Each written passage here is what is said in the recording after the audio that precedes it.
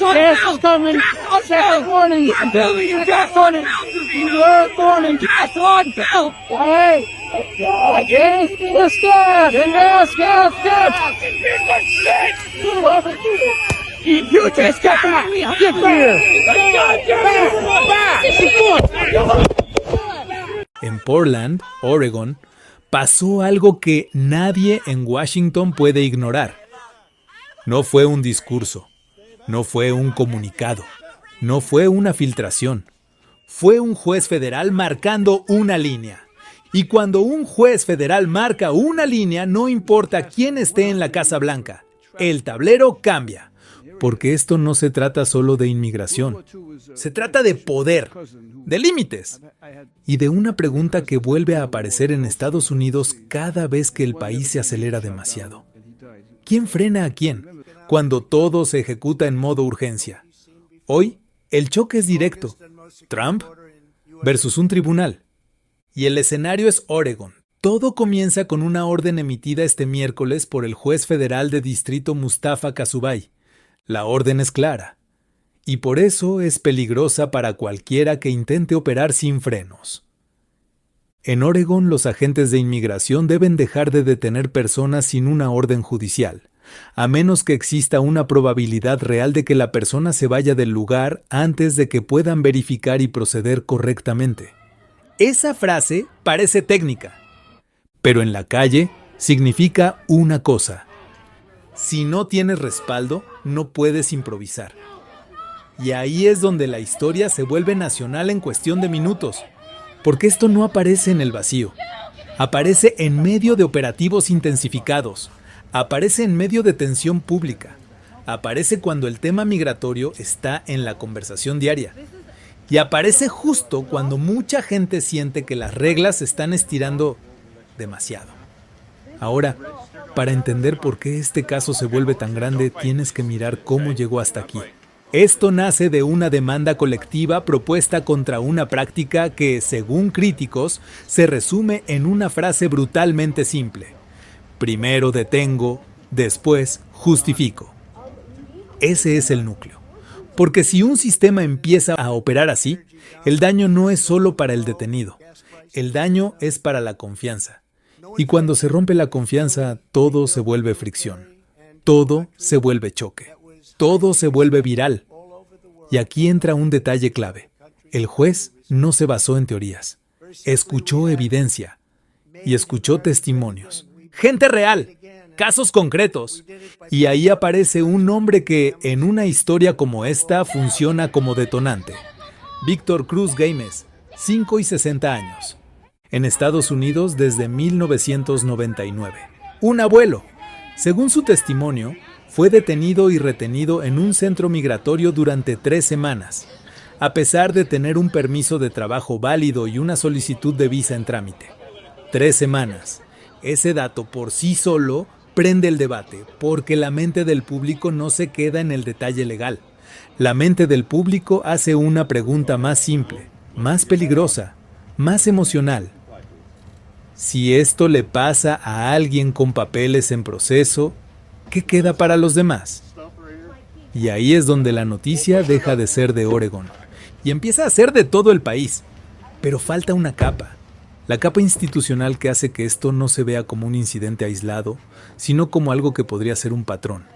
La semana pasada, Todd Lyons, jefe interino de ICE, había enviado un memorando enfatizando una regla. Los agentes no deben realizar detenciones sin una orden administrativa aprobada por un supervisor, a menos que tengan causa probable para creer que la persona realmente se va a ir del lugar. En otras palabras, orden administrativa o un motivo serio para actuar en el momento. Eso ya estaba escrito, eso ya estaba dicho, pero el juez escuchó pruebas de que en Oregón hubo detenciones sin esas órdenes y sin ese criterio.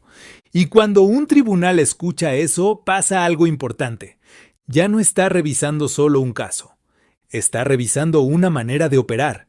Y ahí, el lenguaje del juez subió de nivel. Porque no habló como quien corrige un papeleo.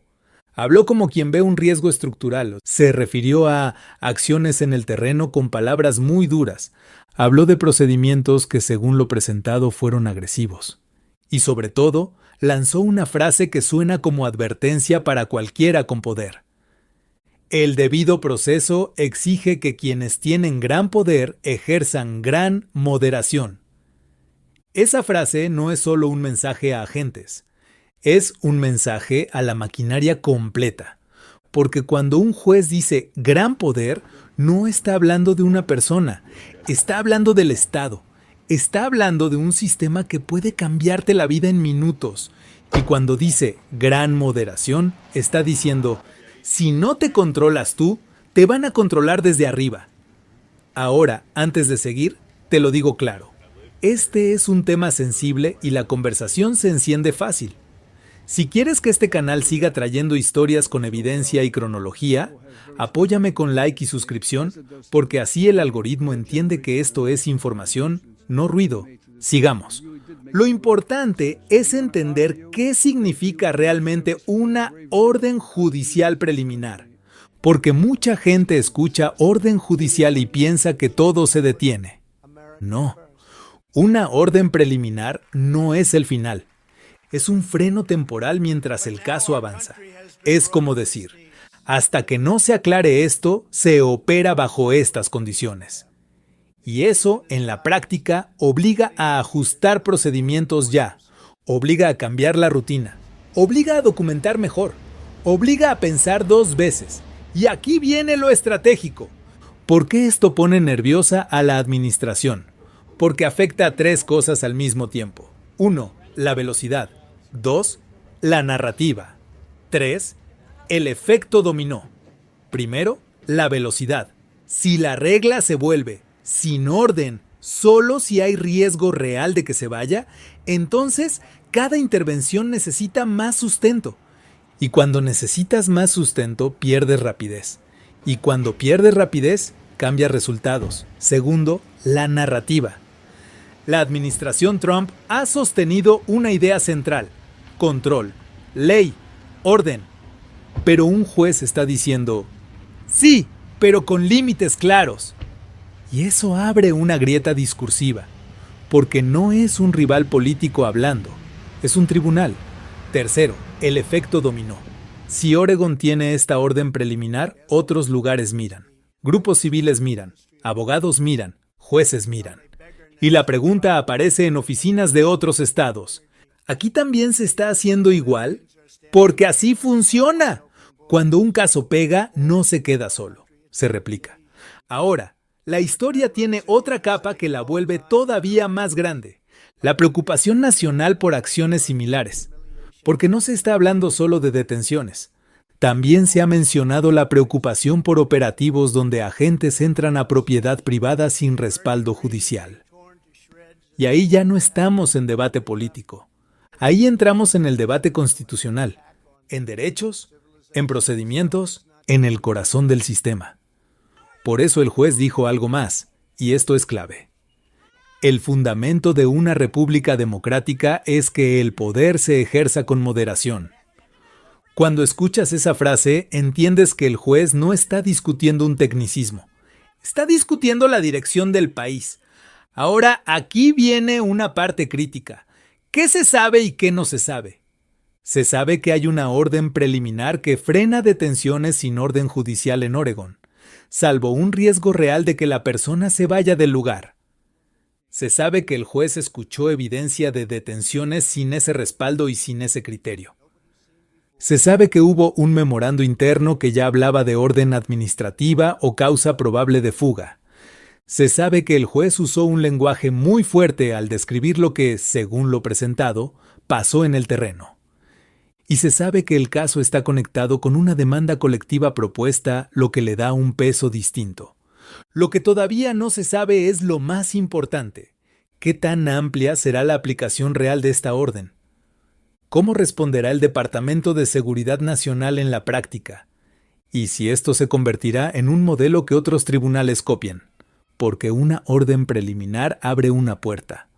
Pero lo que define todo es lo que pase después. Y aquí entra el punto de giro, porque mientras el país mira política migratoria, el caso se está convirtiendo en otra cosa: una discusión sobre procedimientos, sobre frenos, sobre quién aprueba qué, sobre quién responde por errores, y sobre algo que nadie quiere decir en voz alta, pero todos sienten. Cuando el sistema se acelera demasiado, la probabilidad de fallas se dispara.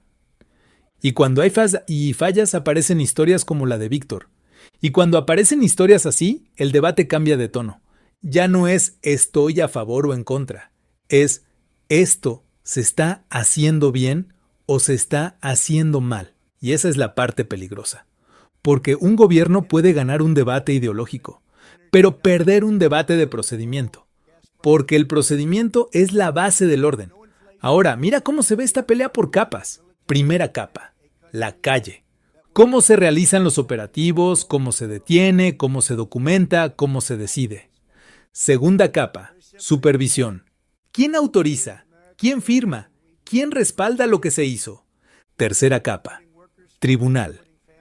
¿Qué estándar aplica un juez cuando ve evidencia de una práctica repetida? Cuarta capa, opinión pública. ¿Qué historia se vuelve dominante? ¿Orden o exceso? Quinta capa, efecto nacional. Si otros tribunales ven lo mismo, pueden tomar decisiones similares. Y ahora viene lo que muchos no están viendo.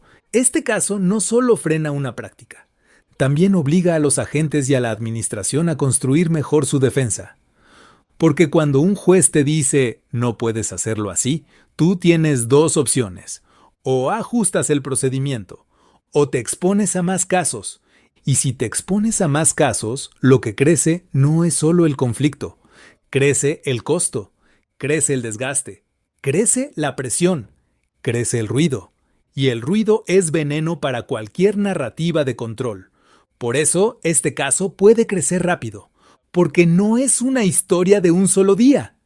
Es una historia que se actualiza. Cada semana puede haber un nuevo giro. Cada audiencia puede revelar nuevos detalles. Cada testimonio puede prender otra ciudad. Ahora, ¿qué puede pasar en los próximos días? Primero, la administración va a tener que mostrar de manera más clara qué reglas se están aplicando en Oregón y cómo se van a cumplir. Segundo, los equipos legales van a empujar para que se presenten más pruebas sobre cómo se realizaron operativos previos. Tercero, si aparecen más personas con historias similares, el caso se fortalece. Y cuarto, el país va a mirar si esto se queda en un rincón o si abre una tendencia. Porque hay una realidad simple. Cuando un juez federal pone una frase como gran poder, gran moderación, está hablando hacia adelante. No hacia atrás, está marcando el tono. Y eso, en Estados Unidos, suele tener eco. Ahora, hay una última idea que cierra todo. La pregunta que define el momento no es si el gobierno puede aplicar la ley, es cómo la aplica. Porque un país no se define solo por lo que persigue, se define por cómo trata a la gente mientras lo hace. Y hoy, en Oregón, un tribunal dijo, hay una línea. Hay un límite. Y ese límite no se cruza por impulso. Suscríbete si quieres que te traiga las actualizaciones con evidencia y cronología, sin humo y sin exagerar. Y dime en comentarios, ¿crees que esto se queda en Oregón o esto se va a replicar en otros estados?